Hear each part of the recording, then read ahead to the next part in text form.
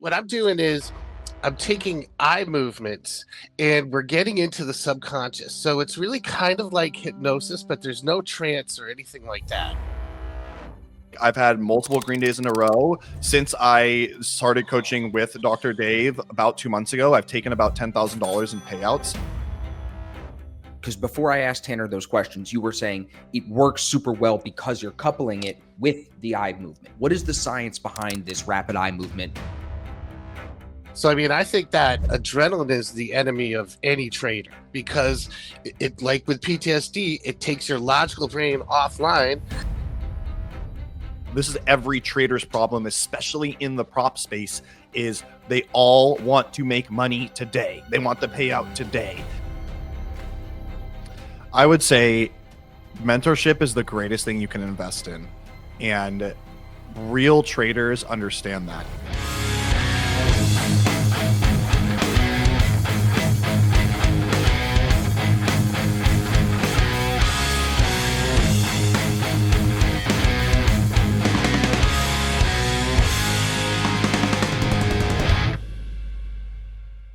Everybody knows you, Tanner, from the podcast. We've done 2 or 3 now.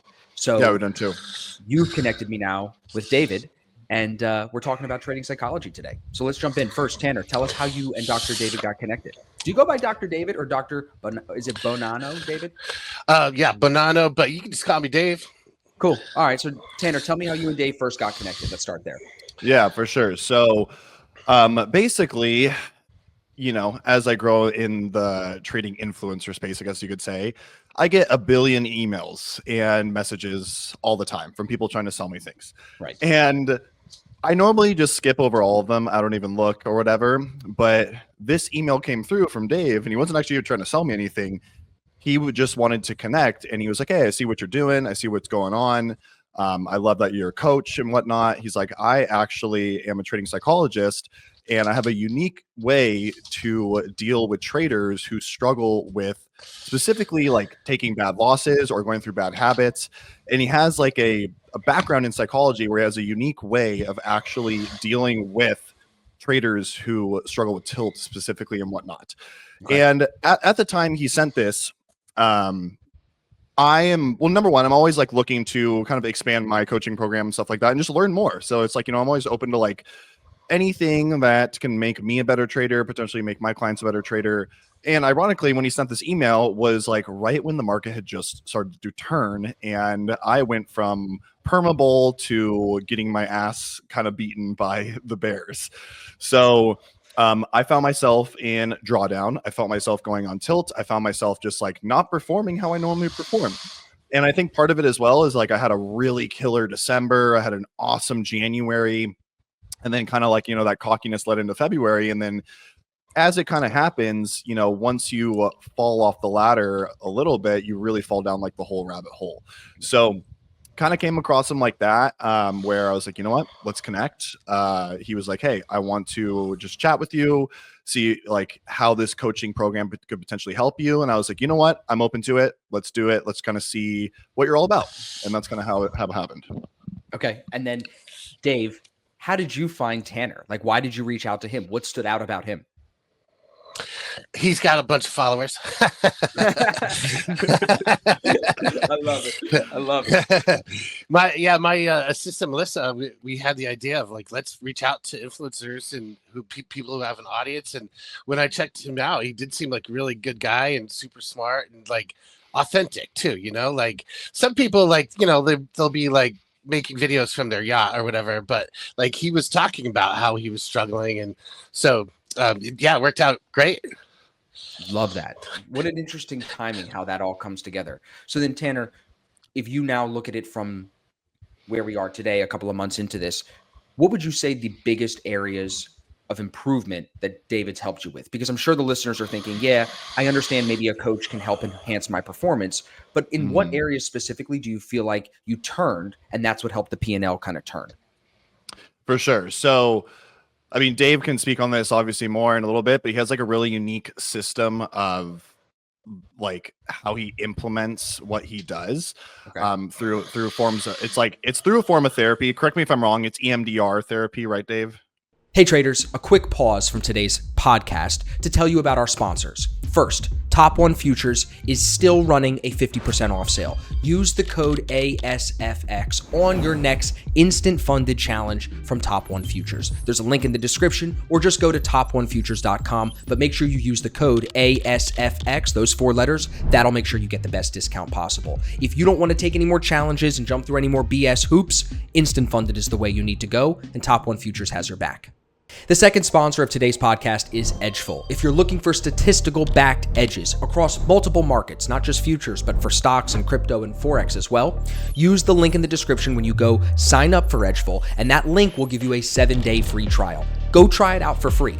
Play with the opening range breakout stats, play with the gap fill stats, and see how much of an impact it can make for you. Whether you're a day trader or a swing trader, you're going to love Edgeful. It's my version of it. So it's much better than EMDR. Yeah. Yeah. So I had no idea what it was really about, but kind of at the same time, actually, my girlfriend had talked about how she had done some of this type of therapy before and how it's really interesting. And like, I'm just a very open-minded person. So I was like, you know what, like, let's try it. Let's kind of see what it does. And that's when, you know, we started kind of going through it. At first, I was like, okay, like, I don't know, because a lot of what he does is like on a subconscious level. And so, you know, we're starting to walk through things and whatnot. And he's asking like really good detailed questions just about, you know, not just, I think the biggest like turning point for me with it was he's asking questions, not just about like execution necessarily, but it's like, okay, how do we change the rest of your day, even if you do happen to have like a bad morning? Right. And I think this is a big thing that a lot of traders struggle with is they'll have a red day and then they'll screw up the rest of their entire day. And they let it bleed over. They feel awful about it. They're like, oh, my losses, you know, like bring you down the rabbit hole type deal. And that was something for me where I was like, I know I'm just going through a drawdown right now and struggling, but it's easy to let those bad thoughts like slip in of like, oh, I'm a terrible trader. I suck. What's going on, you know, and then ruin the rest of my day. And so a lot of stuff we started working on was like, okay, even if you do happen to have a red day or screw up or whatever, like how do we still have a good day after that and kind of rewire your brain in that sense? And that, when I started kind of doing that, I noticed like, first of all, I would go on tilt much less. And then like number 2, I would just be like, okay with it. And like tomorrow would be a fresh slate and I wouldn't have as much carryover. Interesting. So David, do you want to elaborate on that at all? Just about the rewiring? Yeah, absolutely. Like, so there's so many coaches out there who could try to give you tips and tricks and like how to change your thoughts. That's like cognitive behavioral therapy, like right there. But even this one video that actually Tanner sent me, which was a good video, but the guy ended up saying like at a certain point, you got to just tell your clients like stop doing stupid shit, you know, like because it's easy to tell somebody what to do. Like, you know, like I had a therapist one time tell me, well, you know, why are you still stuck on the past? It's like, doesn't make sense. It's in the past. I'm like, well, no shit. What am I doing here on your couch? You know? So like what I'm doing is I'm taking eye movements and we're getting into the subconscious. So it's really kind of like hypnosis, but there's no trance or anything like that. It's not like weird. And you're actuating these changes on a deep level so that you know, for example, like somebody feels like, oh, I can't be letting my past trades affect me, or I can't be too adrenalized because that's just going to take my logical brain offline. But if you use the eye movements, that actually kind of takes care of the whole thing. So, I mean, I think that adrenaline is the enemy of any trader because it like with PTSD, it takes your logical brain offline. And of course, like with Tanner's situation, once you start to go bad, then you want to like be active instead of passive. You want to make the situation better. You're putting more pressure on yourself, and the fear is going up, the adrenaline's going up, and then it's just so easy to go off track, isn't it?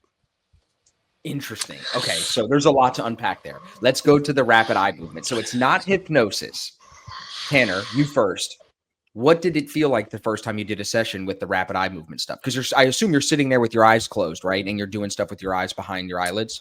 No. So actually you're kind of just like, you're basically like following this, like this ball back and forth, and he's like asking you questions, but then while you're following it with your eyes open, you're like going through visualization scenarios. So that is where kind of like the subconscious stuff like stems in, and doing that initially, like, you know, I'm very open-minded as well. So I'm like, okay, like let's really try to dive into some of these, these things that are happening. And for me, a lot of it just stemmed from like, we bring up scenarios. He's like, okay, like what is, when you do take like your first initial trade on the day and it's red, like I want you to imagine yourself like, fully like taking a step back, like resetting, and then maybe even taking another trade, and how that happens to be red, and then like you hit your max loss on the day or whatever it is, and you're just done. And I want you to imagine like just being okay with that and like walking away and like still having a good day.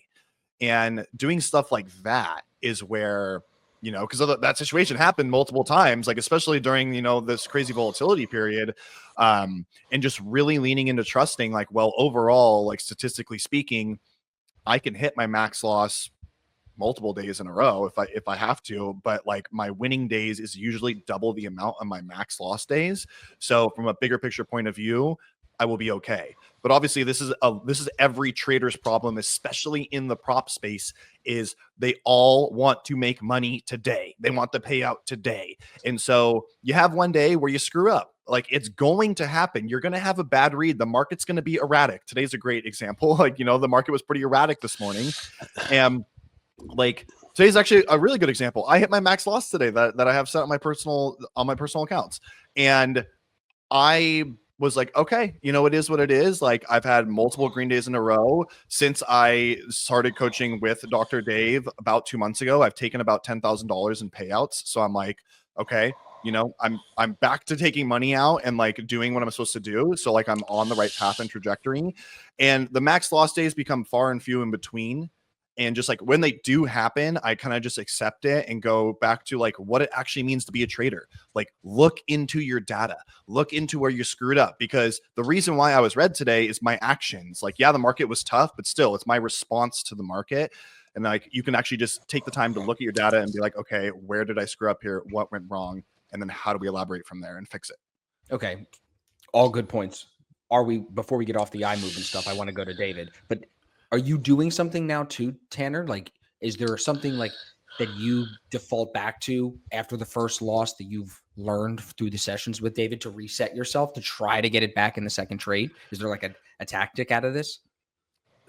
This is what's like the wild part about it is like, since a lot of it is subconscious, it's just been like naturally I slow myself down and I just take the pressure off. So it's really hard to like fully like explain, be like, yeah, no, but I think that like, makes sense. It really does. David, why do you think that is? Why do you think the stuff you've been working on in the sessions has helped slow him down in general?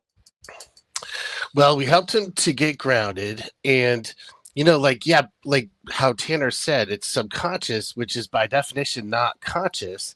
So it is kind of hard to track exactly what's happening like within inside you in logical left brain terms. And also, like science can't describe meditation or mindfulness or dreaming, and this is just another natural state that we go into. So like I am trying to get him out of his adrenaline but into his emotional brain in a way that is different than just like, oh, try to think of it this way, try to think of it that way. So like one example with another client that I had was we use metaphors, and when you do that, you're really freeing yourself up for your creativity. So like this guy, he just kept breaking his rules like every time. And so I said, all right, well, let's think of a metaphor that really kind of fits the situation, or like talk to that part of you that just kind of says fuck it. So he's an Irish guy. He came up with this leprechaun character, and he realized like it's not all bad, and it's not like screw you, leprechaun. It was more like, hey man, I got this. Like I don't need you to be messing everything up. I mean, you're there if I need you, but it's like, it is kind of crazy what I'm saying. But then when you bring the metaphor back to real life, because he's used his creativity, it's like this it's like the way I'm doing this therapy is like guaranteed aha moments, if that makes sense. Like, like if somebody says something that logically makes sense, and then once in a while you're like, oh yeah, and then you totally feel it, that's what I'm doing, is I'm going right for that. So yeah, with Tanner, we did some exploration. When you are moving your eyes, you're able to have a better perspective on what's actually happening. Because, like everybody says, like you should journal. And of course, I think that's a good idea. But you're looking back with your logical brain and you're trying to decipher what were you doing subconsciously at that time. And it's difficult to be able to access that. I mean, by subconscious, the definition is like you're not aware of it. So like you're asking yourself to go back and what was I not aware of at the time? You know what I mean? And so when you use the eye movements, it really even kind of corrects for what you were doing as you're looking back at it. And then with Tanner, he was really, authentic and open, and we were able to like even look at some like family stuff, but super quick. It wasn't like, psychoanalytic or anything, and then just kind of clear stuff up and help him to take a lot of pressure off of himself. He put so much pressure on himself, just like so many other traders. And then, you get locked into thinking like, well, what about my goals for my life? Like, how does this one trade affect my entire life? And if we can get some of the pressure off, which by in turn takes off some of the adrenaline, then you're free to just be yourself and get back to what you do best. The word adrenaline keeps coming up because you're saying we want to remove it. But a lot of people get into trading because they like the adrenaline, similar to gambling. You know what I mean? So maybe dive a little bit deeper there for us, Dave, on why adrenaline is bad for traders. Yeah, great question. Well, if you look at a graph of performance anxiety, like the more you have to have some anxiety, you have to have some adrenaline, it's so that you care and that you're focused. But then the more you have, your performance goes down. So yeah, those people who are getting into it for the dopamine hit, I don't think that's really the way to go. And that's when I start to talk about like happiness versus contentment in life. And, with people, a lot of people are looking for happiness. And then when they're making their vision board and they have a Lamborghini on there and an awesome house, like those stuff will make you happy. Like if you have a great day, that makes you happy. But of course, that's very short lived. And what you want is overall performance, overall feeling of well-being. It should feel safe. So like the gambler type of person, I don't really think is the perfect one for trading. I mean, like, those type of people, they want to hit home runs because it feels awesome to hit a home run. And the worst thing that can happen, of course, is if you break your own rules and then you get reinforced for that. And then, then you want more of it and you're just going to say, screw it when it comes to the rules. If you can have somebody who's happy to hit singles and doubles and they can do it consistently, that's how you win, right? Absolutely. Yeah. So that's very interesting. The whole thing of how this comes together. Now, David, it sounds like you're not going to be the kind of trading psychologist that'll be like blaming someone's trading problems on some type of childhood trauma. Am I fair to say that? Oh my God, man. I went to so many years of therapy where we did that. And I even to the point where I'd have to schedule time to go for a long walk after every session because, we just blamed everything on my parents or everything else. And I think it is really kind of a seductive thing. Like scapegoating is such a powerful force. And if you can take yourself off the hook, I mean, it's almost irresistible sometimes, especially if you have somebody who's in authority that you trust, who's saying, oh, no, it's not your fault. It's because your dad is alcoholic. Well, I mean, we can go there quickly. Like when I'm coaching people, we go there, we diagnose it. And then what we do is we kind of re-script it so that not only with your emotional brain, but your cognitive brain, you're just kind of pretending you had like a different childhood, or you're really kind of rewriting the script on who you are as a person and what your weaknesses are. You're rewriting your story, and because you're doing it with eye movements, it really hits home on a deep level. So yeah, we might go into that stuff. And as a matter of fact, like most of the traders I've worked with are guys, and most of them do have father issues. They either want to be like their father, but they can't be, or they want to be just the opposite of their dad. And that, of course, adds more pressure. And if we can quickly, efficiently diagnose and treat that, then that's a huge factor to just get out of the equation. So 2 questions. Tanner, you first, then Dave will go back to you. Tanner, how have you changed your schedule? He said you're more grounded. Okay. So you're doing the eye movement stuff. You're working through these reprogrammings. You're working through like the changing the perspective on certain things in your life of how you were looking at it to maybe try to move you in a more positive direction. Did you take time off the desk? Are you allocating for like, I need to get outside and do stuff? Like, what are you doing differently in your schedule now? I would say nothing like specifically different. Like, so we wanted to focus on two things. The first thing was like because luckily I have enough data I've collected and I know what to look at. Like I know where my issues stem from. This is like I've talked about this before. It's the concept of the domino effect, right? Once the first domino falls and you're rule breaking, it all goes out the window. Right. And this happens with everyone that trades props a lot of the time. It's like, you know, you take one bad trade or, you know, you oversize by accident, leads to this, leads to that, leads to this. So honestly, one of the biggest things, it was a great timing with it was being able to trade with a broker that has a auto lockout feature if you do hit your max loss, and just start to accept those days and feel them a bit more. So trading with Top One on Project X, the lockout feature, like that was something where I can fully control that, and I can, in taking time to do stuff like that and set the risk settings when I'm in my logical state of mind, that is where I started like seeing much more improvement. So a great example is normally most of the time now, either first thing in the morning or even like the day before when futures open, I will lock out my risk settings when I'm in my pure logical state of mind. Like there's no emotion. I'm not taking any trades. Like I lock out the risk settings. So because there's been so many times, like I've done this, I've had clients do this, like where all of a sudden you get towards your max loss and you're really close to it and you close it out just before, and then you go, okay, I'm going to adjust it now. Like I'm going to go from, you know, losing 1,000 to 2,000 on the day or 3,000 on the day. And then before you know it, you know, you blow the account because you just keep doing that over and over. So set it like locking out the risk settings first. I was like, if I can do that when I'm in my logical state of mind, number one, I'll trade a little bit safer and not as aggressive. So a subtle style change, but for the better, because I need to, especially in this volatility. And then number two, being able to kind of just like take that step back, like I said, like and be okay. So I didn't take any like full time off necessarily, but I was like, if I can not trade right at the open and set those risk settings, those are two things that will automatically like get me progress and push me forward. And literally those two things alone did push me forward. And like I said, I went from, you know, a super dry, basically February to even into March to like, you know, it's April 23rd right now. And I've taken, you know, over 10K in payouts in probably the past, like, I think 3 to 4 weeks. So, which is, you know, that's a huge W. But my question specifically, are you getting like, because I noticed on your Instagram story, you don't miss the gym.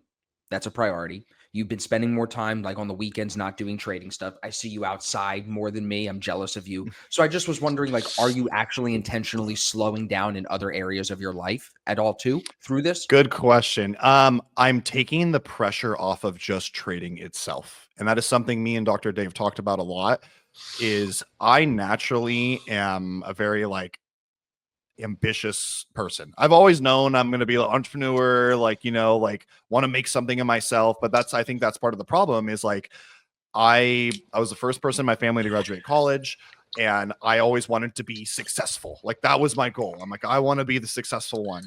And, you know, when I have a day in trading where I screw up or something, that makes me feel like I'm not successful. It makes me feel like I'm a failure. And so that was a big thing we talked about. We're like, how do we take the pressure off of this and be like, you know, how do you have a good day? How do you still have a good day if you fuck up? Because like you're going to have days where you just screw up as a trader.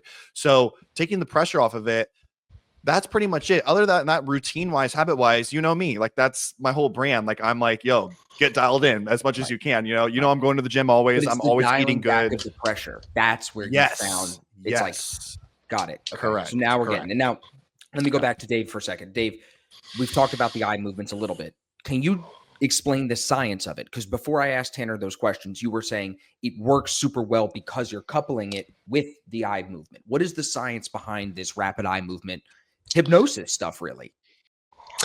Yeah, right. So it is based on EMDR, which a lot of people may have heard of. I personally don't like that as a therapy because you're just reliving the worst stuff that ever happened to you. You're focused on the problem and then it's sprinkled with eye movements. But there's different theories of how it works. Like it might be that we're replicating rapid eye movements. So like, you know, when you're sleeping and dreaming, that's all the subconscious brain that comes out. And that's why your dreams seem so crazy. It could be that we're sort of like distracting your logical brain so that you're not really paying attention to like the verbal stuff, and you're just kind of like suggestible, like open to whatever. And by the way, like I can't impose anything on somebody. It's really, I can just reinforce intentions that people already have. And so yeah, like you're just kind of opening yourself up. And you know what really does, like Tanner, you had said like it helped you to kind of accept things. Well, I mean, so maybe I'm moving on a little bit. Like I said, like with science, EMDR is the most heavily researched therapy for PTSD in history. It yeah, and the results are like that. It works kind of well. Most of the people that I've talked to with PTSD, and I've talked to 17,000 of them because I'm the first guy in America to start helping people to qualify for medical marijuana programs. So there's very few people who've had the opportunity to talk to 17,000 people. I just never have really had people tell me that therapy works in terms of just kind of wiping the slate clean for your PTSD. And that's what it relates totally to traders, because once again, it's all about adrenaline. And so yeah, we're just dialing down that system. Like people can tell you, don't have adrenaline, just calm down, don't be afraid, don't put pressure on yourself, stick to your rules, blah blah blah. If you're telling somebody who's full of adrenaline to calm down, you might as well be telling somebody who's full of alcohol that they should be sober. You know, just think sober thoughts. Think sober thoughts. It doesn't work. Right. I've tried it. Work. I've Yeah, I've doesn't tried work. Been there, tried it. Doesn't work. but if you don't mind, Tanner mentioned acceptance, and that is so important.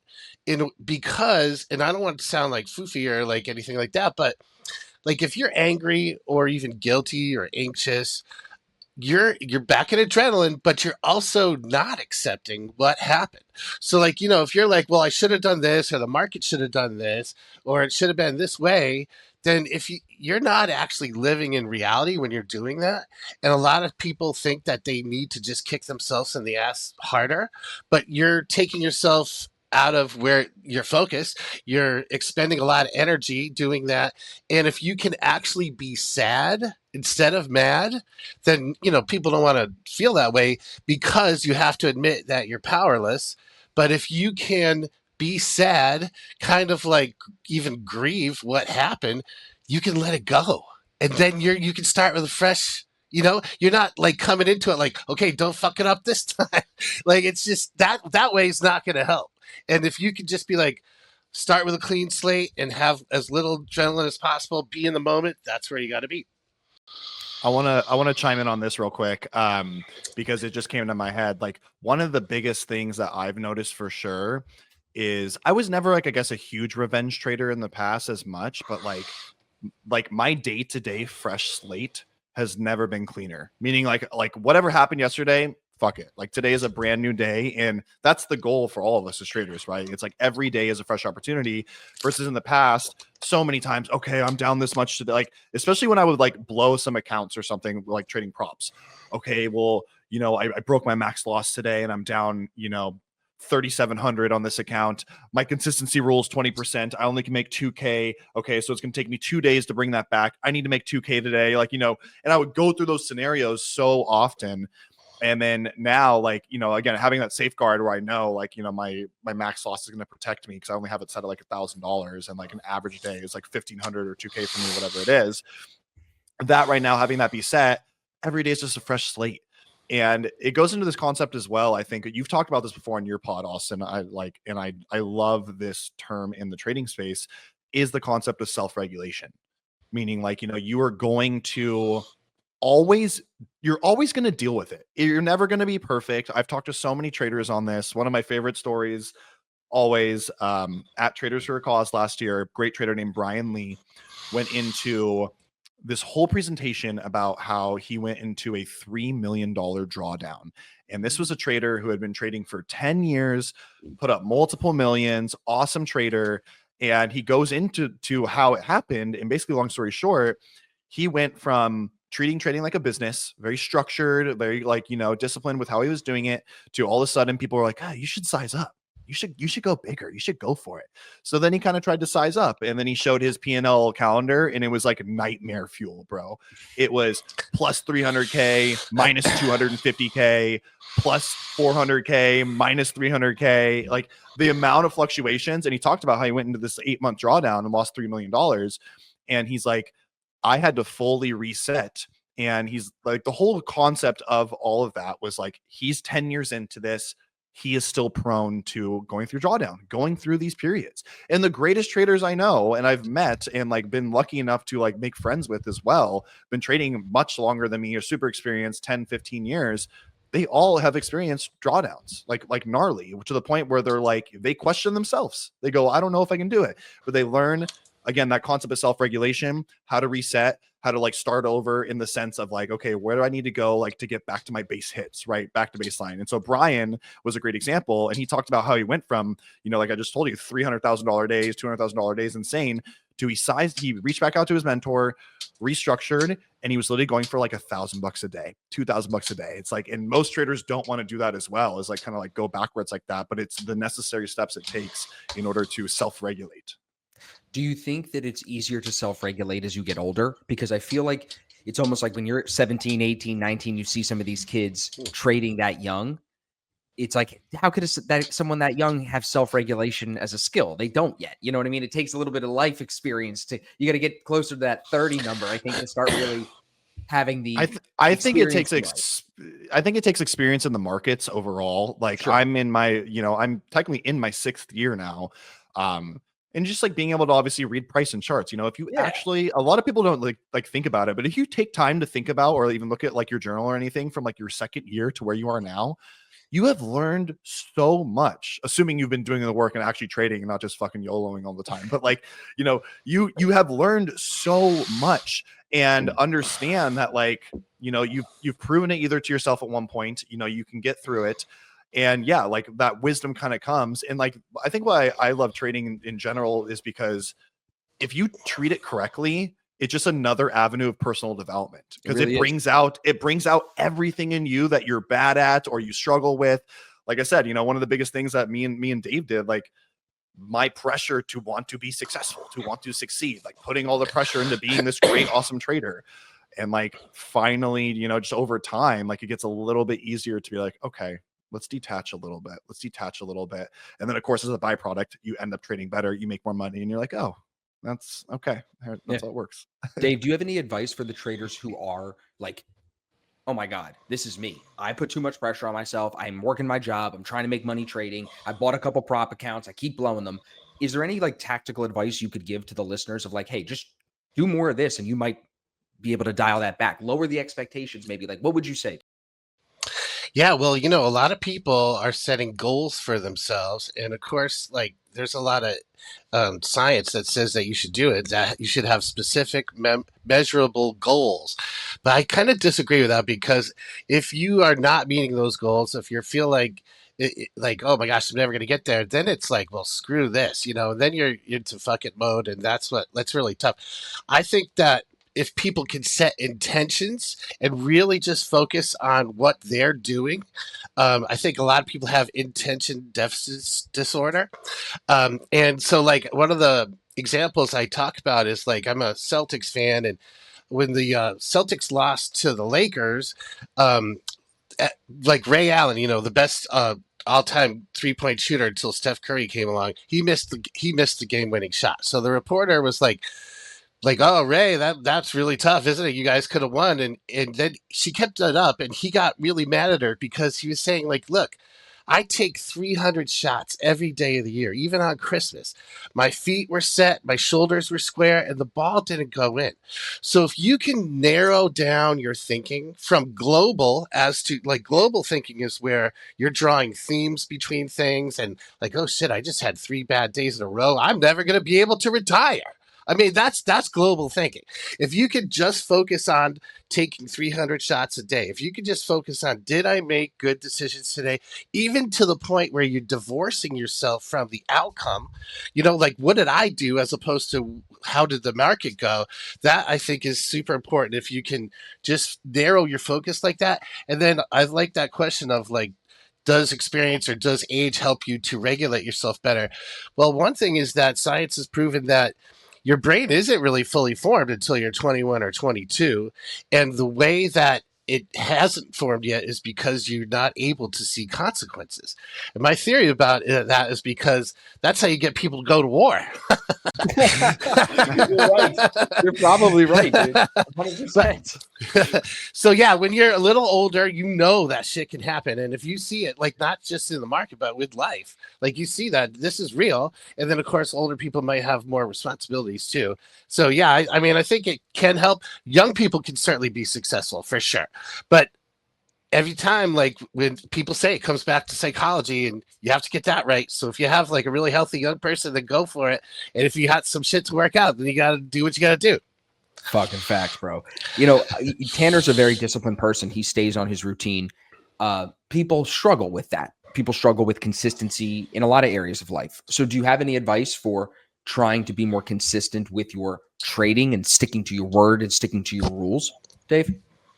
Oh, right. So, yeah, I mean, I think that is important. I don't think it's necessary.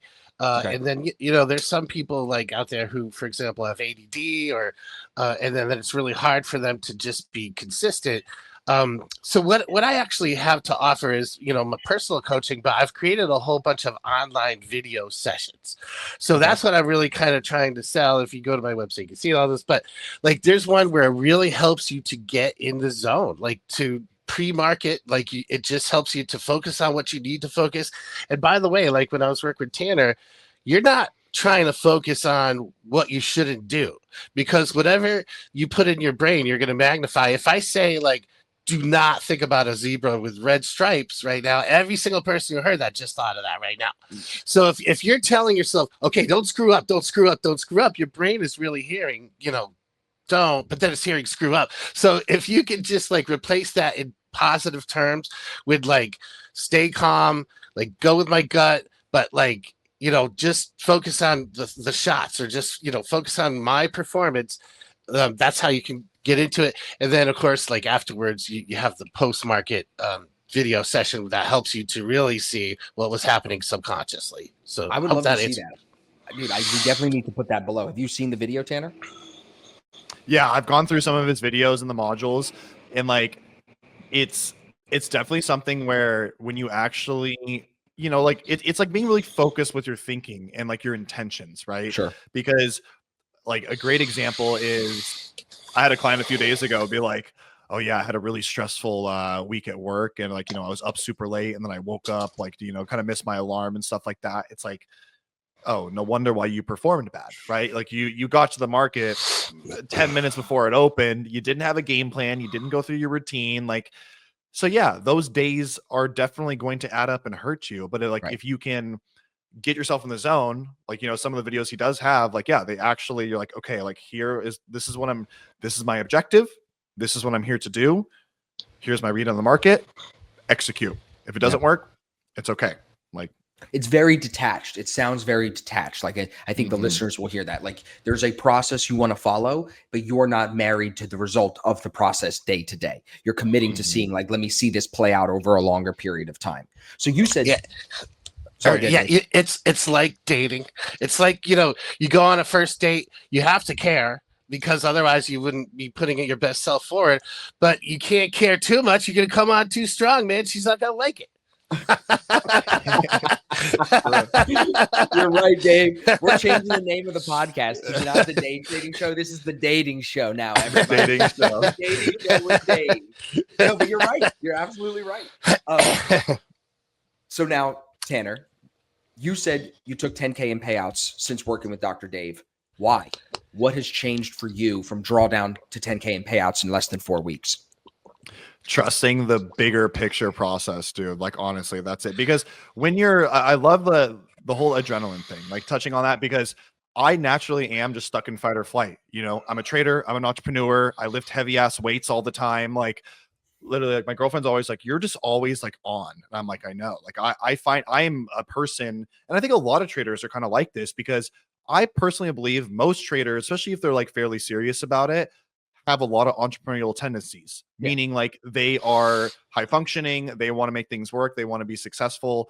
And like for me, being able to just, again, detach as much as I can and slow myself down has allowed me to actually not care, like if I have a red day or I hit my max loss or whatever, like it is.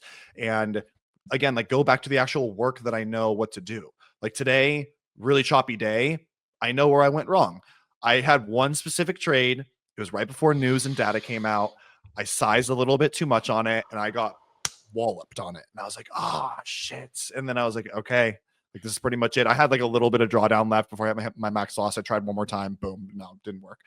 And it was like when I go back and review today, I know it was that one trade. It was that specific moment which screwed me up, but at least I can dissect it from my performance of like why that happened versus like most people that go on tilt and go through blowing accounts.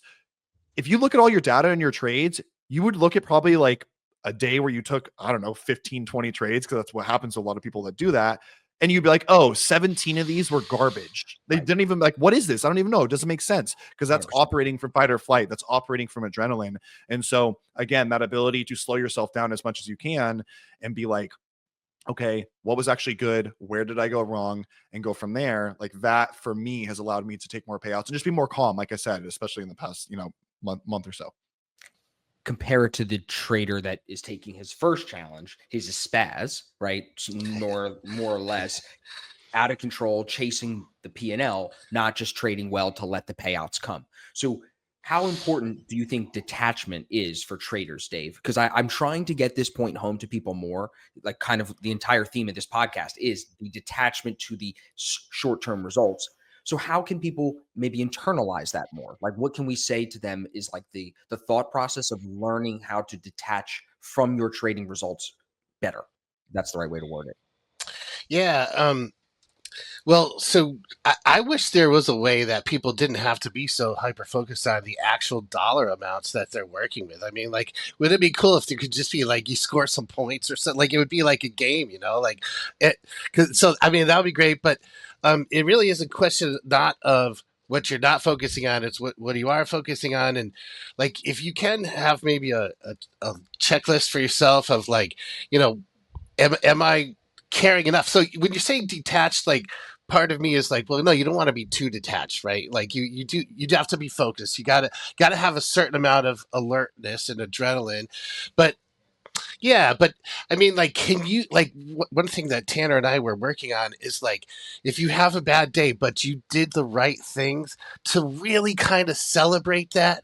I mean, it's even hard for people because like if you're so used to thinking that I got to kick myself in the ass in order to perform, then that could be a good thing in the rest of life, like in your career, or what makes people successful.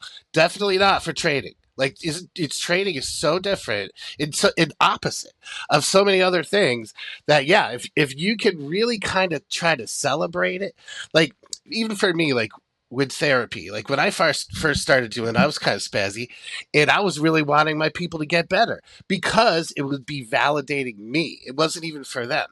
So I would look in the mirror after every session and I would say like, hey, you did a good job. That was a good effort. Even if the people just got even crazier, at least if I if I did my job. But what I'm trying to say is like that's not easy because I would even like be backing out of and then I'm like, no, listen, asshole, that was a good job. Like it's really hard to give yourself permission to be easy on yourself. But if you can do that, then you are going to be able to accept reality and you are going to be able to take the pressure off and you can focus on what you need to be focused on and be okay to let everything else just take care of itself. I love that. Tanner, what do you think, like, because from a trader's perspective, there's always pushback when it comes to coaching, trading psychology, mentorship in general. There's always pushback to this idea of getting a coach. What would you say to the people that have listened to the whole podcast so far and are like, I'm kind of interested, but I don't know if I need this right now? I would say mentorship is the greatest thing you can invest in.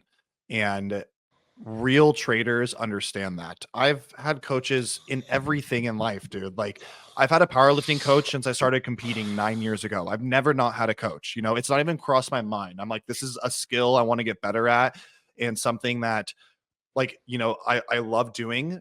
but I want guidance on it always, even like as good as I get or whatever. It's like, I think everyone should have a coach, especially for all these different stages, right? Real prop firms, not the prop, funding space as we know it, but like I'm talking about S&B Capital type stuff, Trillium, all the Lance Brightstein type stuff. They have people actually coaching and mentoring you and guiding you through it the entire time. And so, yes, mentorship is like the greatest thing you can do. If you're on the fence about it, or, I always hear the classic, well, let me get a payout and then I'll do it. And it's like, but then you're not like, and then you don't get the payout and it pushes you further back. It's an investment, right? It's an investment. And like, whenever I talk to people, it's either right away, you're committed and you're in, because a real coach is going to provide you value.